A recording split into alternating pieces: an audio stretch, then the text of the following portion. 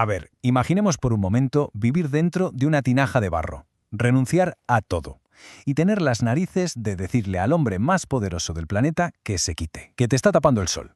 Hoy vamos a conocer la vida de un hombre que hizo exactamente eso, pero ojo, no era un simple vagabundo, era un filósofo que le declaró la guerra a la civilización. Una frase que parece súper simple, ¿verdad? Casi de niño pequeño, pero lo que la convierte en una auténtica leyenda es ¿a quién se la soltó? Pensemos en la persona más poderosa del mundo en ese momento, alguien que, con un solo chasquido de dedos, podría haberte borrado del mapa. Pues sí, ese fue Diógenes de Sinope, el hombre que literalmente se atrevió a ladrarle a la sociedad para ver si así despertaba de su propia hipocresía. Pero claro, la pregunta es, ¿cómo demonios acaba alguien así? ¿Cómo se llega a ser, a ser Diógenes? Porque claro, Diógenes no nació viviendo en una tinaja, ni mucho menos. Su historia, de hecho, empieza con un crimen. Un delito que lo dejó sin nada y que, paradójicamente, fue lo que le dio un nuevo rumbo, un propósito completamente nuevo en la vida. Su vida, dio un giro de 180 grados. Pasó de una vida cómoda en Sinope, de ser hijo de un banquero, a convertirse en un delincuente exiliado, un paria. Y es en ese momento, buscando respuestas, cuando va al famoso oráculo de Delfos y recibe un mensaje que lo va a cambiar todo. Con esa nueva misión se va para Atenas y, ojo, se pone tan pesado, pero tan pesado, que obliga al filósofo Antístenes a aceptarlo como alumno, aunque éste no quería. Y aquí viene el punto clave de todo. El oráculo le dice que falsifique la moneda, pero Diógenes, él lo interpreta a su manera. Tiene como una revelación. Se da cuenta de que no se trata de alterar monedas de metal, no. Se trata de atacar la moneda falsa de la sociedad. Todas esas convenciones, el honor, la reputación, la riqueza. Para él, todo eso era calderilla, monedas sin ningún valor real. Y es aquí donde empieza su experimento, su vida radical. Decide vivir como un cínico, que ojo, en griego viene de kínikos, que significa perruno, como un perro. Su lógica era aplastante de tan simple. A ver, si los animales no necesitan mansiones, ni lujos, ni ropa de marca, ¿por qué nosotros sí? Así que toma una decisión, vivir según la naturaleza y punto. A la porra las normas. Y fijaos en el contraste, porque es brutal. Por un lado, la sociedad que nos machaca con que necesitamos una casa, dinero, un estatus, y por otro, Diógenes que lo simplifica todo a lo más básico, un techo, algo de comer y por encima de todo dos cosas, honestidad y libertad. Tiró a la basura todo lo demás, todo lo que no le pareciera estrictamente natural. Claro, esta forma de pensar le llevó a hacer cosas memorables, como una de las escenas más famosas de toda la historia de la filosofía. Imaginadlo, paseando por el ágora de Atenas, a pleno sol, con una lámpara de aceite encendida. La gente, claro, alucinando, le preguntaba, «Pero, Diógenes, ¿qué haces?» Y él, tan tranquilo, respondía, «Busco a un hombre».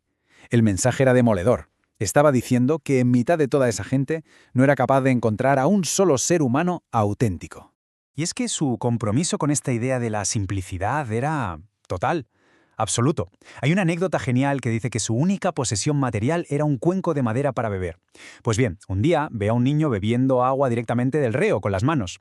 Y al verlo, Diógenes tira su cuenco y dice algo como, «Vaya, este niño me ha ganado en sencillez». ¡Pum! Acababa de soltar su última atadura con el mundo material.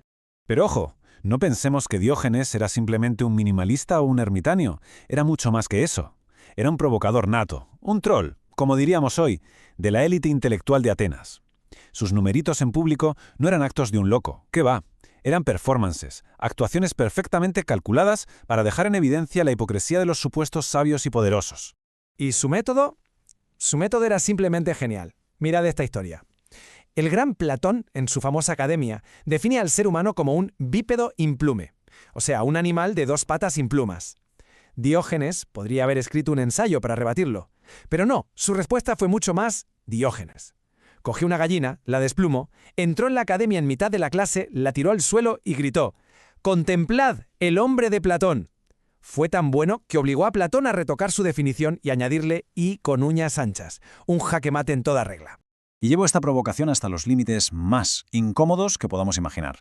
Hacía todas sus necesidades biológicas en público, en mitad del ágora. Imaginad el escándalo. Pero su argumento era, como siempre, implacable. A ver, ¿comer en público es vergonzoso? No, ¿verdad? Pues si comer no lo es, ¿por qué lo van a ser los resultados de comer? Para él la vergüenza era un invento social, y esta era su manera de dinamitar esas normas que le parecían totalmente absurdas. Y todo esto nos lleva al que es probablemente el momento cumbre de su vida, el encuentro más legendario, el choque de dos mundos opuestos. Por un lado, el hombre que lo poseía todo, y por el otro, el hombre que no necesitaba absolutamente nada. Es que el contraste no podía ser más brutal. Tenemos a Alejandro Magno, el dueño del mundo conocido, un hombre definido por su poder, sus ejércitos, sus riquezas, y enfrente a Diógenes de Sinope, el dueño de sí mismo, definido por su libertad total y su absoluta falta de necesidades. El escenario estaba listo para un cara a cara que pasaría a la historia. La historia cuenta que Alejandro, que ya había oído hablar de este filósofo tan peculiar, fue a buscarlo por pura curiosidad. Lo encontró así, sin más, tirado en el suelo, tomando el sol. Y Alejandro, con toda la pompa de ser quien era, se le acerca y le hace una oferta que nadie rechazaría. «Pídeme lo que quieras». La respuesta de Diógenes es simplemente épica. El tío ni se molestó en levantarse. Solo levantó un poco la cabeza, miró al hombre más poderoso del mundo y le soltó su famosa frase: «Apártate, que me estás tapando el sol». Es increíble.